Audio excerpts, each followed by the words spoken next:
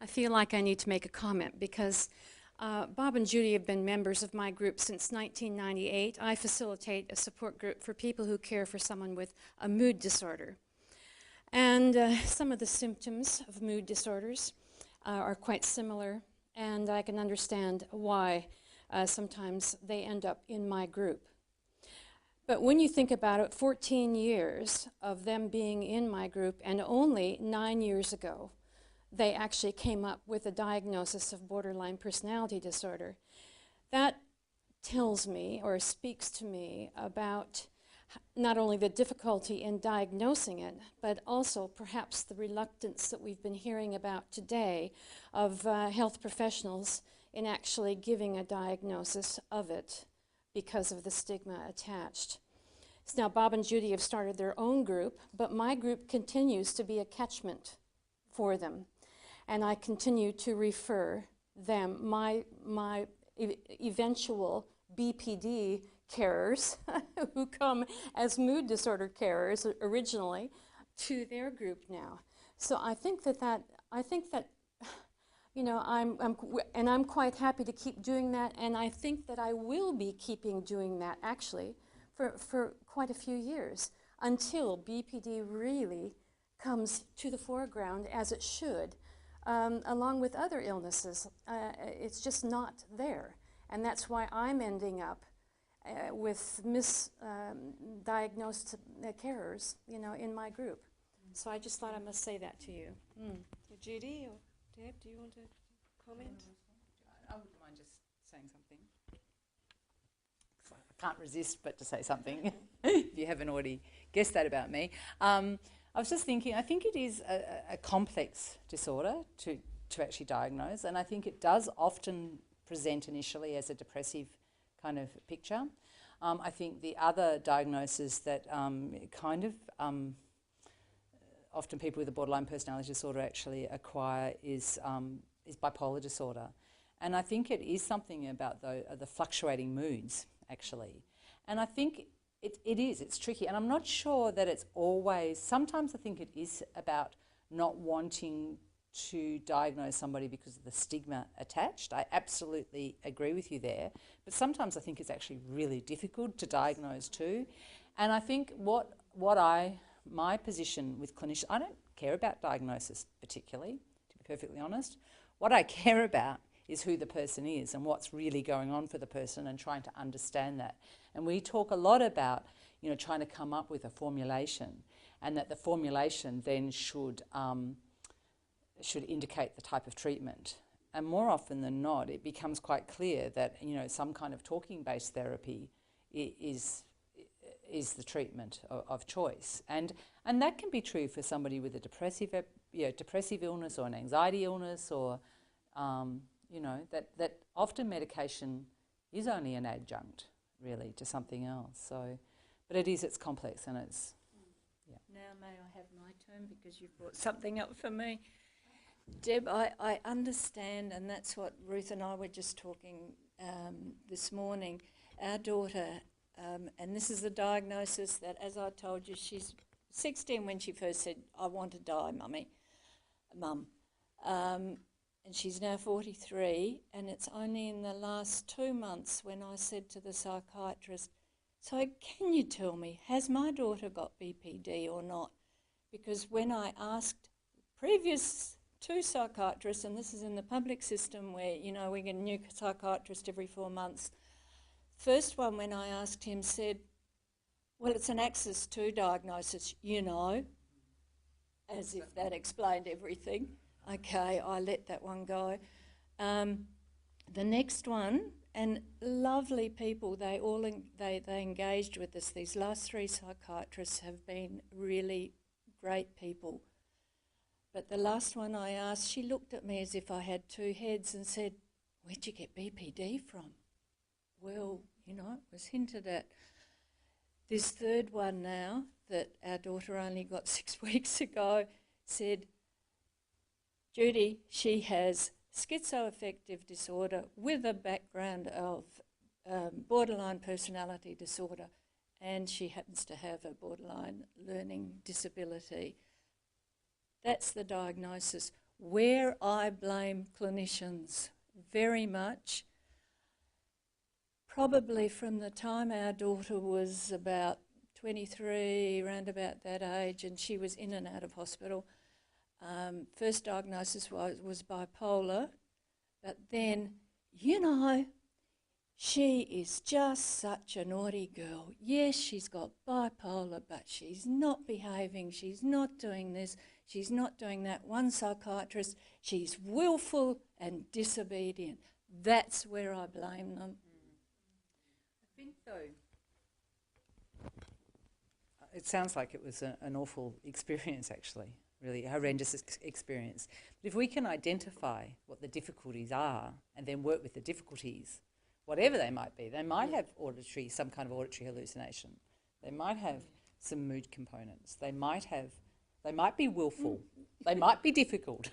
But we need to actually work with that as opposed to just the diagnosis. Or what about as opposed to just the blaming? Because that is what mainly came through to us, the constant blame. She is a bad person. Now, you know, okay, and because we were told she's a bad person, what do you think we did as parents? If you just pulled your socks up, and me too, why do you do this, why do you do that?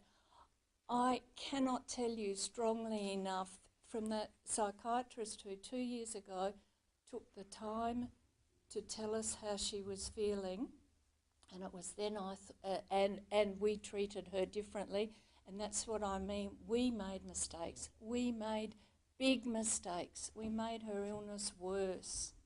I accept that. I acknowledge it. We made mistakes, but it wasn't entirely up to us. Wasn't entirely our fault. Had we been told, you know, 5 years ago, 10 years ago, Mrs. Burke, Mr. Burke, this is what's wrong with her, this is what she's feeling, this is how we'd like you to help her, not that she's a naughty girl, and the insinuation is, and you've been crummy parents the way you've brought her up. It's a huge burden that you carry.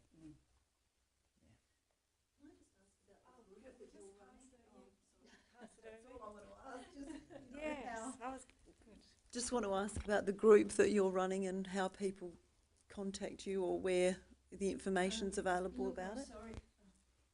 Yes.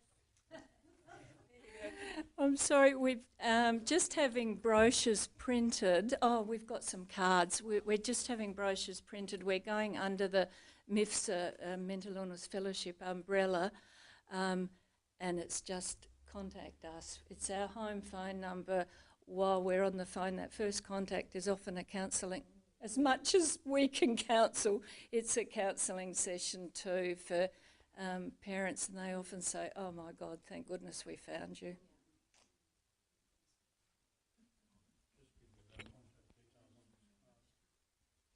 Dee has a question up the back. Can you manage it, Sarah? Thank you both of you.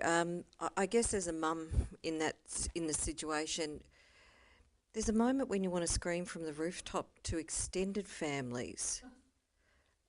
It's not all my fault. You know, it's enough to be the immediate family, but it's the gazes, it's the looks, it's the backroom conversations. It's really hard not to become paranoid yourself about what other family members, sisters, brothers, you know, look at their children, aren't they good? What happened to you?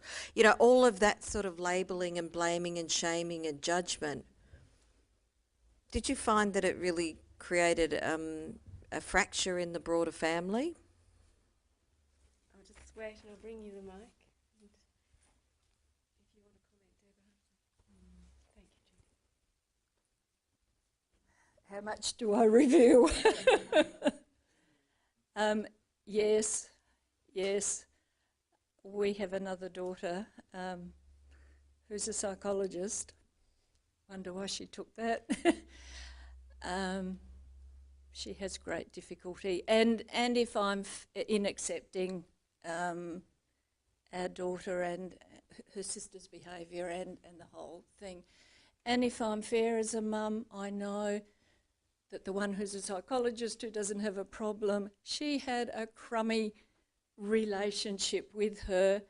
I don't think that will ever be repaired, but it doesn't make it easier for us. I am the go-between. I hear from my daughter with a BPD, Mum, she doesn't answer my phone calls, she doesn't talk to me, she doesn't want to know me. I get from the other daughter, Mum, I can't do anything to support her, I haven't got a sister. And can I just add one point to that is that we contributed, certainly, in that we were devoting such a big percentage of our time to the daughter with BPD that the other one, who had no problems and was a delight, didn't get the time she deserved, and she knows that.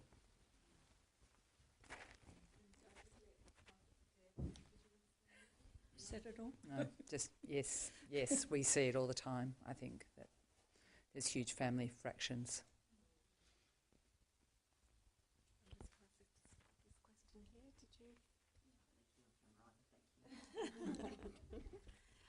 Further to what Dee was saying, and what you've just said, you're echoing my life. I have 2 daughters, and yeah, never the twain shall meet. But I was going to say almost the opposite to what you described. Yes, we have families who have got perfect children and look at us, or look at me because I'm a sole parent, to say, well, you know, what do you expect? Because I have, you know, anxiety and depression myself, so there we go. But then I also have the situation where my sister, who lives interstate, will fly in, spend an hour with my daughter and go off and say, she's fine. Like, honestly? You know, what do you get? Like, she's fine. Yeah, like, well, the sister also told me that having an eating disorder would probably do her the world of good because it really helped a friend of theirs. Yeah, so, you know. So, yeah, and I have that situation where someone says, oh, I met your daughter for, 5 minutes. She seems fine. It must be great that it's all over. And then you feel like a whinger if you say, oh, no, she tried to kill herself last night and tonight I'm going home to find that she's slashed her wrist and carrying a knife because she's now paranoid. How do we deal with that?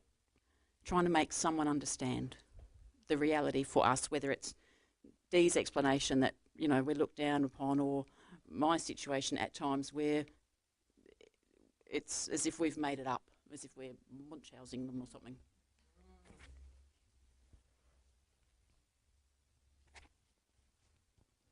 Look, I don't think that borderline personality disorder is on the map yet. I think it's starting to get on the map, if you like. I'm not sure that we're ever going to completely get away from blame and, questions. I mean, even as a clinician myself, I often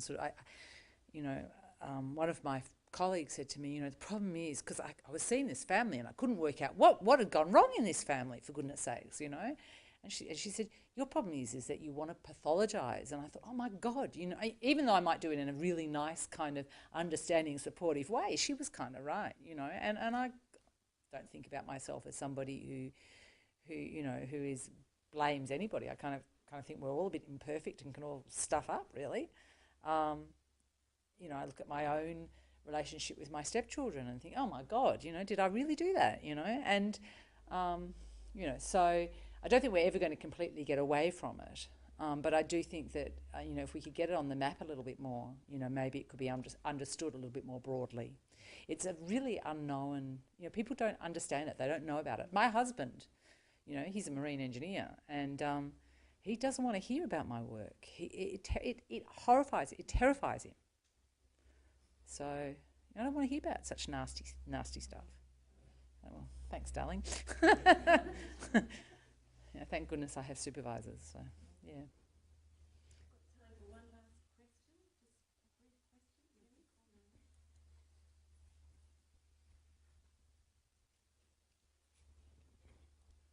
Well, thank you very much for your talk. It was very informative.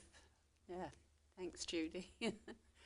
I feel that in families, they may not always be your best support, but talking to other carers and other families, you know, who know what it feels like, sharing that experience.